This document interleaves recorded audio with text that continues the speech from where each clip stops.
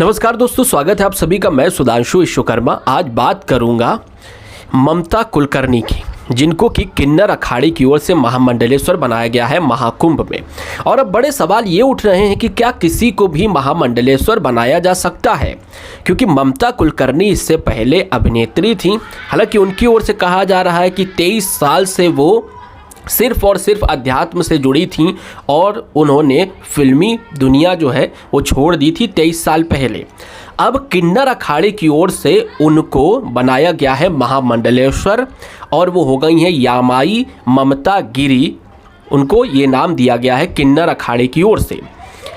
सवाल ये उठ रहे हैं कि ममता कुलकर्णी, जिनको कि ना तो धर्म का ज्ञान है, ना ही शास्त्रों का ज्ञान है, ना ही वेदों का ज्ञान है, ना ही उपनिषदों का ज्ञान है, तो फिर इन्हें महामंडलेश्वर कैसे बना दिया गया।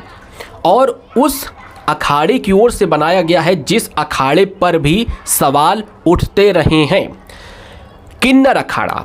किन्नर अखाड़े को इससे पहले कि महाकुंभ जब हुआ था तब अनुमति मिली थी। इससे पहले तक किन्नर अखाड़े को अनुमति भी नहीं थी और कई साधु संत या दूसरे जो अखाड़े हैं वो किन्नर अखाड़े पर भी सवाल उठाते रहे। तो किन्नर अखाड़े की ओर से ममता कुलकर्णी को महामंडलेश्वर बनाया गया है, उनका पट्टाभिषेक किया गया है।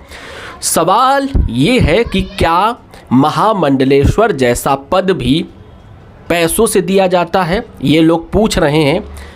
हालांकि ममता कुलकर्णी के साथ ऐसा हुआ है या नहीं ये मैं नहीं कह सकता हूँ, लेकिन उज्जैन में ऐसा ही एक केस सामने आया था। मंदाकिनीपुरी, जो कि पंचायती निरंजनी अखाड़े की ओर से महामंडलेश्वर बनाई गई थी और उज्जैन में ही उन्होंने किसी दूसरे व्यक्ति को महामंडलेश्वर बनाने के लिए पैसे की मांग की। 7,50,000 रुपये मांगे कि महामंडलेश्वर का पद मिलेगा और आप 7,50,000 रुपये दीजिए। बाकायदा उन पर केस दर्ज हुआ, जिसके बाद पंचायती निरंजनी अखाड़े की ओर से उन पर एक्शन लिया गया। उनका महामंडलेश्वर का पद गया और उन पर कार्रवाई भी हुई, कानूनी कार्रवाई। तो आप समझ सकते हैं कि महामंडलेश्वर जैसा पद जो है वो पैसे से दिया जा रहा है।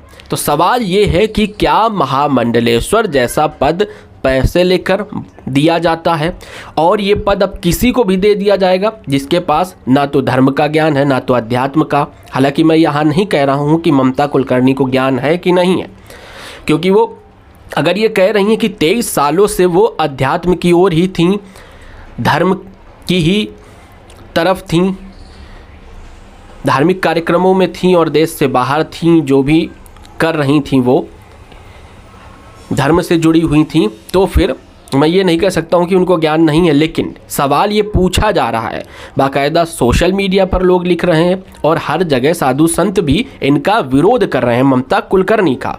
तो सवाल यही है कि क्या महामंडलेश्वर जैसे पद का मजाक बना दिया गया है।